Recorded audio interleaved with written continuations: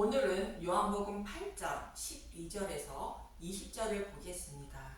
세상의 빛으로 오신 예수님.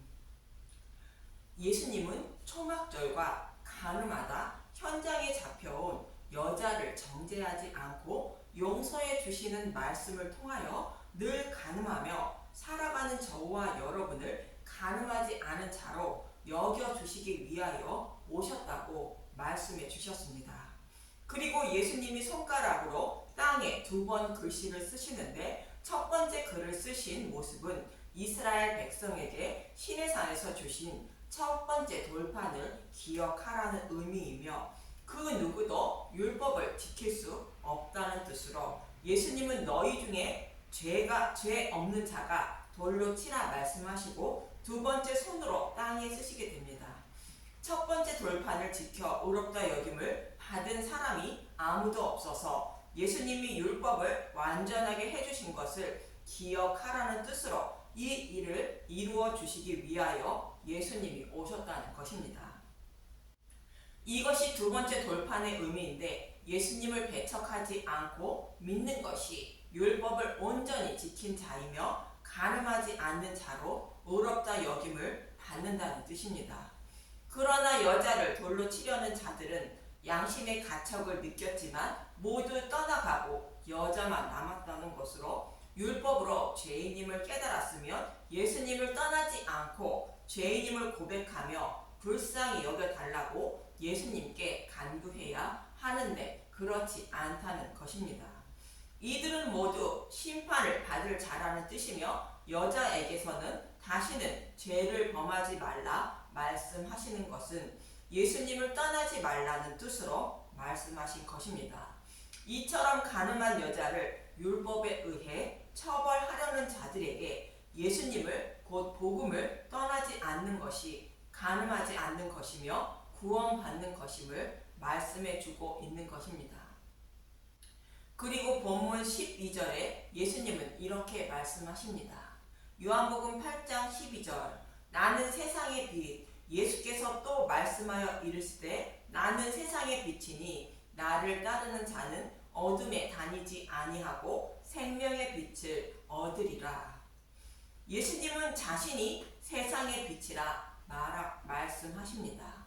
이 말씀은 빛이신 예수님을 모르고 율법을 지켜 의롭다 여김을 받으려는 자는 어둠에 있는 자라는 뜻으로 하시는 말씀이며 빛이신 예수님을 믿어야 생명을 얻는다고 말씀하고 있는 것입니다. 이 말씀은 창세기 1장 2절에서 3절에도 말씀하고 있습니다. 창세기 1장 2절 땅이 혼돈하고 공허하며 흑암이 깊음 위에 있고 하나님의 영은 수면 위에 운행하시니라. 창세기 1장은 하나님이 우주 만물을 창조하시는 말씀을 통하여 타락한 자신의 백성을 어떻게 재창조하여 구원하실 것인지를 말씀하고 있는 것이 창세기 1장의 천지 창조의 말씀입니다. 그래서 땅이 혼돈하고 공허하며 흑암이 깊음 위에 있다는 것은 복음을 알지 못하고 살아가는 자들을 상징하는 말씀입니다. 이 말씀을 하고 있는 예레미야 4장 19절에서 23절을 보겠습니다. 예레미야 4장 19절 선지자의 탄식 슬프고 아프다 내 마음속이 아프고 내 마음이 답답하여 잠잠할 수 없으니 이는 나의 심령이 나팔 소리와 전쟁의 경보를 들음이로다. 패망의 패망이 연속하여 온 땅이 탈취를 당하니 나의 장막과 휘장은 갑자기 파멸되도다. 내가 저 깃발을 보며 나팔 소리 듣기를 어느 때까지 할꼬. 내 백성은 나를 알지 못하는 어리석은 자요 지각이 없는 미련한 자식이라. 악을 행하기에는 지각이 있으나 선을 행하기에는 무지하도다. 혼돈의 환상 보라 내가 땅을 본즉 혼돈하고 공허하며 하늘에는 빛이 없으며. 여호와께 돌아오라는 예레미야의 선지자의 말을 배척한 이스라엘 백성들이 바벨론 포로에 끌려가는 것을 상징하는 장면인데 하나님께 돌아오지 않은 이스라엘 백성들이 살아가는 땅이 혼돈하고 공허하며 하늘에 빛이 없다고 말하고 있습니다. 이처럼 빛이신 예수님을 영접하지 않고 하나님의 이름만 부르며 살아가는 자들을 성경은 어둠이라고 말하는 것입니다. 또 애굽의 이스라엘 백성이 거하는 땅에는 빛이 있었고 애굽 백성이 있는 땅에는 흑암이 있다는 말씀을 통하여 빛과 어둠이 무엇인지 잘 말씀해 주고 있습니다. 이렇게 어둠에 살다가 영원히 꺼지지 않는 지옥불에 던져질 자들을 불쌍히 여겨주셔서 여호와 하나님은 빛이신 예수님을 대속 제물로 보내어 십자가에서 내어주신 것입니다. 이 말씀이 창세기 1장 3절의 말씀인 것입니다. 창세기 1장 3절 하나님이 이르시되 빛이 있으라 하시니 빛이 있었고, 빛은 태양을 말하는 것이 아니라 지옥불에 던져질 흑암에 사는 자들을 구원하시기 위하여 오실 생명의 빛이신 예수님을 말합니다. 빛이신 예수님을 십자가에 내어주셔서 자신의 백성을 구원하실 것을 창세전에 계획하시고 약속하셨으며 때가 참에 육신의 몸을 입고 오셔서 십자가에서 다 이루어 주신 것인데, 이 약속의 말씀대로 때가 참에 자신의 백성을 구원하시기 위하여 빛이신 예수님이 오셨다고 사도 요한은 요한복음 1장 5절에 이렇게 말하고 있습니다. 요한복음 1장 5절 빛이 어둠에 비치되 어둠이 깨닫지 못하더라. 이스라엘 백성들은 메시아 언약의 말씀을 믿고 메시아 오심을 소망하며 살았지만 정치적 경제적인 메시아 오심을 소망하며 살았던 것으로 생명의 빛으로 오실 예수님을 소망하지 않았던 자들로 다른 메시아를 기다리고 있었던 것입니다. 그래서 이들을 어둠이라 말하는 것이며 때가 참에 약속하신 말씀대로 생명의 빛이신 예수님이 오셨는데 그들은 약속하신 메시아임을 알지 못했다는 뜻입니다. 이처럼 빛이신 예수님은 약속의 말씀대로 자신의 백성을 구원하시기 위하여 오셨다는 것으로 예수님을 배척하지 않고 영접하면 생명을 얻게 된다고 말씀하시는 것입니다. 그런데 바리새인들은 본문 13절에 이렇게 말합니다. 요한복음 8장 13절 바리새인들이 이르되 내가 너를 위하여 증언하니 내 증언은 참되지 아니하도다. 바리새인들은 율법을 가르치는 자들로 율법을 잘 알고 있는 자들인데 예수님 자신이 생명의 빛으로 오신 메시아임을 증언하시자 율법에 근거하여 정죄하는 것입니다. 신명기 19장 15절을 보면 두세 증인의 입으로 확정하라 말합니다. 신명기 19장 15절 두세 증인의 입으로 하라. 사람의 모든 악에 관하여 또한 모든 죄에 관하여는 한 증인으로만 정할 것이 아니요 두 증인의 입으로나 또는 세 증인의 입으로 그 사건을 확정할 것이며, 이 말씀을 근거로 예수님이 하신 말씀을 믿을 수 없다는 뜻인데, 하나님이 율법을 주신 이유는 죄를 정죄하라는 뜻이 아니라 율법을 지키지 못하는 죄인임을 깨닫게 하기 위하여 주셨는데, 이러한 하나님의 뜻을 모르고 있는 것입니다. 그래서 예수님은 본문 14절에서 15절에 이렇게 말씀하십니다. 요한복음 8장 14절 예수께서 대답하여 이르시되 내가 나를 위하여 증언하여도 내 증언이 참되니 나는 내가 어디서 오며 어디로 가는 것을 알거니와 너희는 내가 어디서 오며 어디로 가는 것을 알지 못하느니라. 너희는 육체를 따라 판단하나 나는 아무도 판단하지 아니하노라. 예수님은 바리새인과 서기관들이 성경에 기록된 말씀은 알고 있지만 기록된 말씀의 의미를 알지 못한다는 뜻으로 말씀하시는 것으로, 예수님은 성경에 기록된 말씀대로 오셨고 기록된 말씀대로 행하시며 기록된 말씀대로 죽으시고 부활 승천하신다는 뜻으로 나는 내가 어디서 오며 어디로 가는 것을 안다고 말씀하시는 것입니다. 그러면서 너희는 육체를 따라 판단하는 것은 하나님의 뜻대로 예수님이 행하여 주실 일을 기록하고 있는 성경의 말씀을 자신의 소견으로 해석하여 정죄하고 있다는 뜻이며, 예수님이 아무도 판단하지 아니한다는 것은 사람은 스스로 하나님의 뜻을 알지 못한다는 것을 예수님을 이미 알고 계신다는 뜻이며, 어둠에 있는 자들을 정죄하지 않고 구원하러 오셨음을 말하는 것입니다.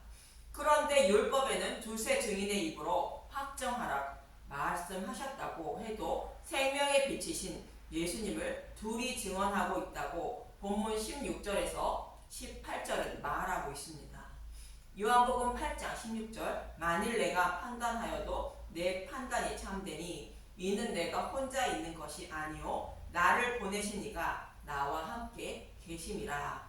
너희 율법에도 두 사람의 증언이 참되다 기록되었으니 내가 나를 위하여 증언하는 자가 되고 나를 보내신 아버지도 나를 위하여 증언하시느니라. 예수님 자신과 하나님 아버지가 증언하고 있으므로 예수님의 증언이 참되다고 말씀하시는 것인데, 창세전에 계획하시고 약속하신 성경의 말씀대로 아버지가 보내셨고 약속하신 말씀을 이루시기 위하여 오셨으므로 내 증언도 참되다 말씀하시는 것입니다. 그러면서 본문 19절은 이렇게 말씀하십니다. 요한복음 8장 19절, 이에 그들이 묻되 내 아버지가 어디 있느냐? 예수께서 대답하시되 너희는 나를 알지 못하고 내 아버지도 알지 못하는도다. 나를 알았더라면 내 아버지도 알았으니라. 하나님을 목숨처럼 섬기고 있는 유대인들에게 예수님을 알지 못하므로 하나님을 알지 못한다고 말씀하시는 것입니다. 하나님을 아는 것은 타락한 자신의 백성을 구원하시기 위하여 보내신 예수님에 대하여 아는 것이 하나님을 아는 것이라 말씀하고 있는 것입니다. 사람은 육체를 따라 판단하기 때문에 보이지 않는 하나님을 알지 못하는 것입니다. 골로새서 1장 14절에서 17절에는 하나님은 이런 분이라 말하고 있습니다. 골로새서 1장 14절, 그 아들 안에서 우리가 속량 곧 죄 사함을 얻었도다. 그는 보이지 아니하는 하나님의 형상이시요 피조물보다 먼저 나신이시니. 하나님이 저와 여러분을 사랑하사 예수님을 십자가에 내어주셔서 저와 여러분이 죄를 사함 받았다는 것입니다. 이렇게 십자가를 통하여 하나님이 저와 여러분을 사랑하고 있다는 것을 알려주신 그분은 사람의 눈으로는 보이지 않는 분이라는 것이며 모든 피조물보다 먼저 계신 분이라는 것으로 하나님이 우주 만물을 창조하신 창조주라는 것입니다.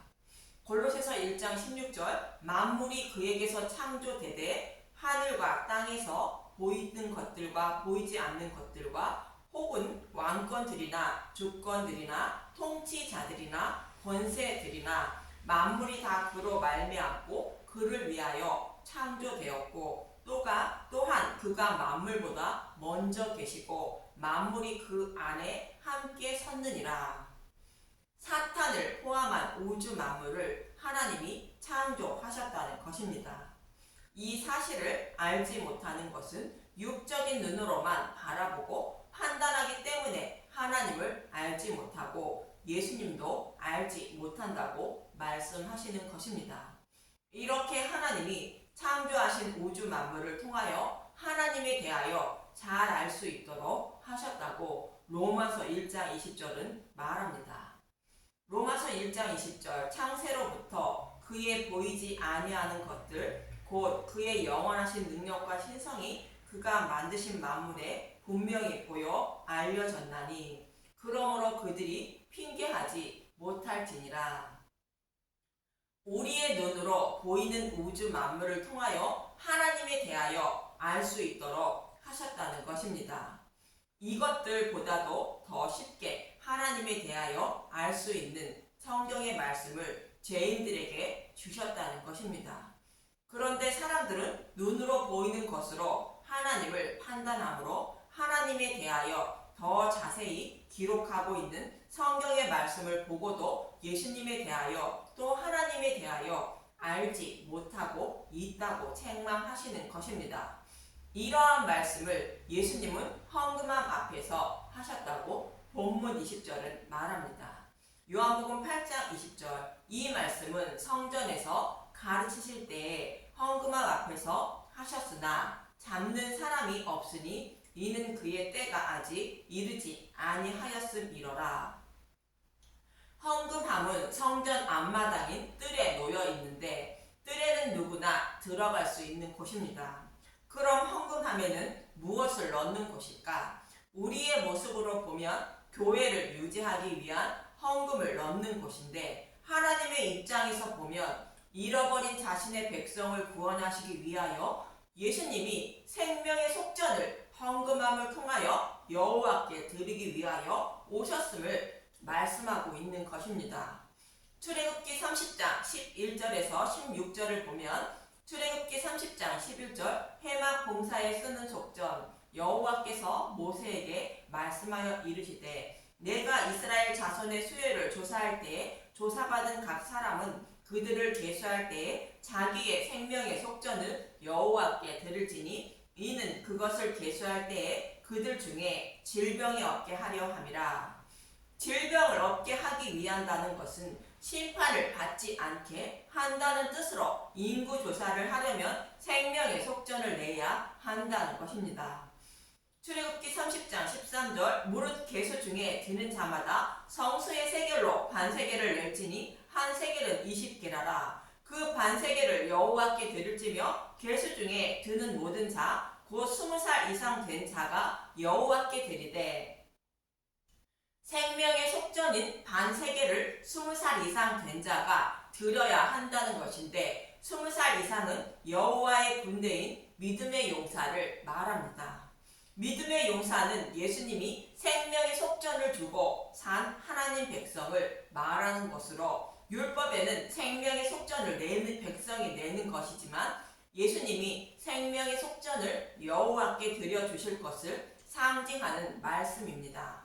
출애굽기 30장 15절 너희의 생명을 계속하기 위하여 여호와께 드릴 때에 부자라고 반세겔에서 더 내지 말고 가난한 자라고 덜 내지 말지며 저와 여러분이 생명의 속전을 내는 것은 나의 생명의 속전을 내어주신 예수님을 믿는 것을 말하는 것으로 부자라고 더 내는 것이 아니고 가난하다고 덜 내는 것이 아니라는 것으로 구원은 오직 나의 생명의 속전을 십자가를 통하여 내어주신 예수님을 믿는 믿음으로 누구나 동일하게 구원받음을 말씀하고 있는 것입니다. 이렇게 받은 생명의 속전을 취하여 해막 봉사에 쓰라고 이어지는 16절은 말하고 있습니다. 출애굽기 30장 16절 너는 이스라엘 자손에게서 속전을 취하여 해막 봉사에 쓰라. 이것이 여호와 앞에서 이스라엘 자손의 기념이 되어서 너희의 생명을 대속하리라. 성막은 예수님이 행하실 일을 모형하는 것으로 예수님이 생명의 속전으로 우리의 생명의 값을 내어주실 것을 잊지 말라는 뜻으로 말씀하고 있는 것입니다. 이처럼 헌금함에 넣은 것은 생명의 속전을 말하는 것으로 예수님이 저와 여러분의 생명의 속전을 십자가를 통하여 내어주셔서 자신의 백성으로 삼아주시기 위하여 오셨음을 말씀하고 있는 것입니다. 이처럼 예수님이 생명의 속전을 내어주실 것을 레위기 5장 14절에서 15절에 속건제를 드리는 규례에서도 말씀하고 있습니다. 레위기 5장 14절 속건제를 드리는 규례 여호와께서 모세에게 말씀하여 이르시되 누구든지 여호와의 성물에 대하여 부지 중에 범죄하였으면 여호와께 속건제를 드리되 내가 지정한 가치를 따라 성소의 세겔로 몇 세겔은 은에 상당한 흠없는 순양을 양떼 중에서 끌어다가 속건제로 드려서 부지 중에 범죄하였다면 성소의 세겔로 몇 세겔은 은에 상당한 흠없는 순양을 양떼 중에서 끌어다가 속건대로 드리라는 것입니다. 여기서 말하는 성소의 세겔은 성전세인 반세겔을 말하는 것으로 흠없는 양인 예수님이 우리의 모든 죄를 대속해 주심으로 성전세를 내어 주실 것을 말씀하고 있는 것입니다. 이처럼 예수님은 저와 여러분의 생명의 속전을 내어 주시고 자신의 살과 피를 먹이시고 구원하시기 위하여 오셨다고 말씀하고 있는 것입니다. 그러나 아직 전할 복음의 말씀이 남아있다는 것으로 헌금함 앞에서 이 말씀을 하셨으나 잡는 사람이 없으니 이는 그의 때가 아직 이르지 아니했다고 말하고 있는 것입니다. 저와 여러분도 예수님이 우리의 생명의 속전을 십자가를 통하여 내어주심으로 하나님 백성이 되었다는 것을 잊지 마시고 성경의 말씀을 통하여 생명의 빛으로 오신 예수님에 대하여 더 알아가는 분들이 되시길 간절히 기도드립니다. 감사합니다.